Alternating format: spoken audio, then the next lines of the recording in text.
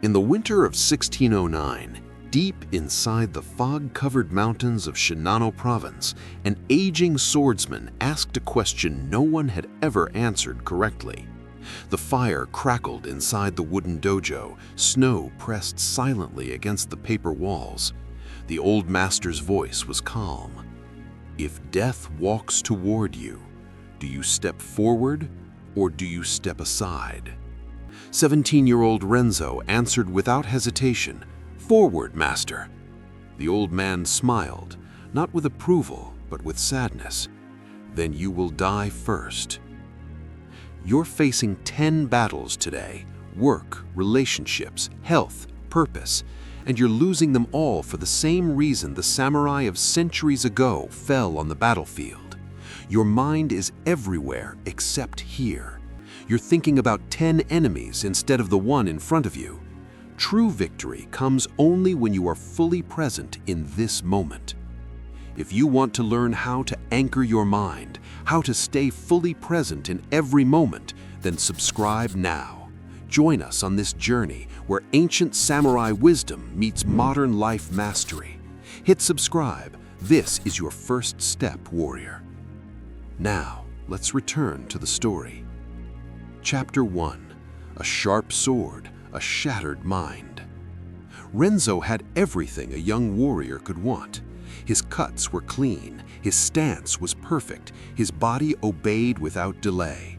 But inside, there was chaos. Every sparring match felt like a trial. What if I fail? What if they see my fear? What if today is the day I'm exposed? His breath tightened, his shoulders stiffened, his blade slowed just enough. The whispers followed him. Strong form, weak spirit, too much mind. He fights tomorrow, not now. His master, Takeda Jubei, said nothing. Silence was his teaching. Chapter 2. The day he couldn't strike. One evening after training had ended, Renzo approached his master. Jubei sat before the shrine, unmoving. Minutes passed, then more. Finally, "Speak." "Master, when will I be ready for the final trial?" Jubei stood, drew no sword. "Strike me." "I can't." "Why?" "You are my master." Jubei's voice cut deeper than steel. "That is not respect. That is fear wearing manners." Renzo lowered his blade. "You are already fighting 10 battles in your head. Before the first strike, you are dead." Then Jubei turned away. "Go learn how to be here." Chapter 3. The humiliation of stillness. The next month, there was no sword training, only silence. Sweeping, carrying water, scrubbing floors. Renzo burned inside. "This is beneath me. I should be sharpening my blade. Others are surpassing me." Then he noticed something. The master swept as if nothing else existed. Each motion complete, each breath settled. No rush, no resistance. After dusk, Jubei asked, "What did you practice today?" Renzo answered wrong. Chapter 4. Empty hands, full awareness. In a small hall hung a single scroll, Shoshin, beginner's mind. "Tell me," Jubei said, "when a beginner lifts a sword, what fills his mind?" Renzo paused. "Nothing." "Exactly." The master continued, "Fear comes from future, regret comes from past, death comes from leaving this moment." Then the rule was given. For 30 days, whatever you do, do only that. Chapter 5. The War Inside the Mind. The first week nearly broke him. Eating felt endless, walking felt slow, sitting felt unbearable. His mind screamed, "This is stupid, this isn't training, I'm falling behind." But he stayed. Week 2, silence appeared, just a breath, just sound, just being. It terrified him, because in that silence there was nothing to hide behind. Chapter 6. When the body moves first. On the 21st day, sparring resumed. His opponent attacked, and something impossible happened. Renzo didn't think, he moved. Not from memory, not from fear, from now. The strike passed, the counter flowed. No tension, no delay. When it ended, Both stood stunned. Jubei finally spoke. "You did not fight, you responded." Chapter 7, The Trial of Steel.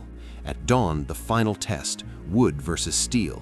Observers watched. The master attacked, not to teach, but to end. Renzo felt fear rise and fall.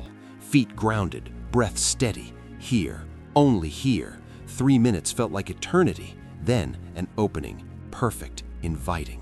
Renzo did nothing. Jubei smiled, lowered his sword. "You passed." Chapter 8, The Second Path. That night, Jubei spoke privately. "You are now samurai, but mastery lies elsewhere." He sent Renzo to the mountains. No swords, only sitting. Chapter 9, 1 year without a blade. The monastery broke him. Stillness exposed everything. Anger, ego, fear. Until one day, he realized thoughts are not enemies. Attachment is. Presence didn't remove fear, it removed obedience to fear. Chapter 10, Chaos Returns. A village, 5 bandits, 1 former samurai. Renzo went unarmed, not to fight, to face. Stillness unnerved them. Truth disarmed them. No blade was drawn. Violence collapsed under awareness. Chapter 11, The Final Understanding. Back at the monastery, the abbot asked, "What did you learn?" Renzo answered, "Presence doesn't defeat enemies, it ends the need for them." 10 years later, a new dojo, a new student, same hunger, same fear. Renzo hands him a broom. "Before you learn to strike, learn to arrive." You are fighting 10 battles. That's why you're losing all of them. Victory doesn't belong to the fastest, or the strongest, or the smartest. It belongs to the one who is here. The sword was never the weapon, presence was. Chapter 12, The Most Dangerous Enemy. Mountains are honest teachers. They do not praise, they do not judge, they simply expose. After returning from the village, Renzo expected peace. Instead, something unsettling appeared. Pride. Not loud pride, not arrogant pride, a subtle one. The thought, "I handled that well. I am different now. Others don't see what I see." Master Genshin noticed it immediately. One morning during Zazen, he walked past Renzo, then struck his shoulder harder than usual. Renzo flinched. Genshin leaned close and whispered, "The ego that wears silence is more dangerous than the ego that shouts." That sentence shook him more than any sword strike. Renzo realized something terrifying. Presence had defeated fear, but ego had quietly survived. Chapter 13, The Invisible Cage. That evening, Renzo approached the master. "Master, I feel calm, yet something feels wrong." Genshin nodded. "You have crossed the first gate. Now you face the second." "What is it?" "The desire to be awakened." Renzo frowned. "Isn't awakening the goal?" Genshin smiled gently. "The moment awakening becomes a goal, it becomes another future, and the mind leaves now again." Silence fell. Then the master said, "Tomorrow you will leave the monastery." Renzo's heart tightened. "Another test?" "No," Genshin replied. "Life." Chapter 14, Return to the World. Renzo returned to the valleys. Markets, noise, arguments, greed, laughter, pain. At first, he felt above it, detached, observing. Then the cracks appeared. Someone insulted him, a merchant cheated him, a drunk samurai mocked him. Anger rose, old reflexes stirred. "I am trained, I could end this."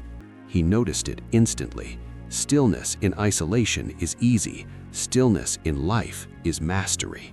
Chapter 15, The Fight He Lost. In a roadside inn, trouble found him. 3 men, drunk, arrogant. One shoved him. "Look at this monk samurai." Renzo stayed calm, too calm, detached. The leader sneered, "You think you're better than us?" Renzo said nothing. The man punched him, hard. Renzo didn't defend, didn't respond, didn't move. The men laughed and left. Renzo sat there, bleeding, confused. Was this mastery or avoidance disguised as peace? Chapter 16, The Master's Answer. He returned to Genshin. "I didn't fight, but it felt wrong." Genshin poured tea. Presence is not passivity. Awareness is not weakness. He continued, you avoided action to protect your identity as present. That is ego wearing spirituality. The words cut deep. True presence doesn't avoid. It responds appropriately, sometimes with silence, sometimes with force, always without ego.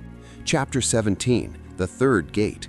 Genshin gave his final teaching. There are 3 stages of mastery. 1. Technique, skill without presence equals fear. 2. Presence, awareness without ego equals power. 3.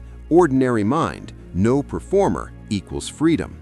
You are stuck between stage 2 and 3, Genshin said. How do I pass? Stop trying to be present. Renzo laughed in disbelief. That's the trap, the master smiled. Chapter 18, When Practice Ends. Renzo stopped meditating deliberately, stopped correcting thoughts, stopped observing himself. He simply lived, walking, eating, speaking. No watcher, no controller. At first, it felt like falling. Then something dissolved. There was action, but no actor. Sound, but no listener. Life flowed without commentary. Chapter 19, The Ordinary Miracle. One morning while drawing water, Renzo froze. Nothing special happened, and that was it. No insight, no vision, no revelation. Just water, hands, breath, and complete ease. He laughed, not joy, not relief, freedom. Chapter 20, Return as Nobody. Years later, Renzo returned to his old dojo, not as a master, not as a legend, as a cleaner. Students didn't recognize him. They ignored him. One day during sparring, a student lost control. Renzo stepped in. One movement, perfect, effortless, silent. The room froze. The old master, now frail, smiled. You've disappeared, he said. Renzo bowed. You don't need to defeat 10 enemies. You need to stop multiplying moments. Presence is not a technique. It is what remains when effort ends. The final mastery isn't power. It's simplicity. Not being special, not being awakened, not being superior. Just being here, fully, ordinarily, free.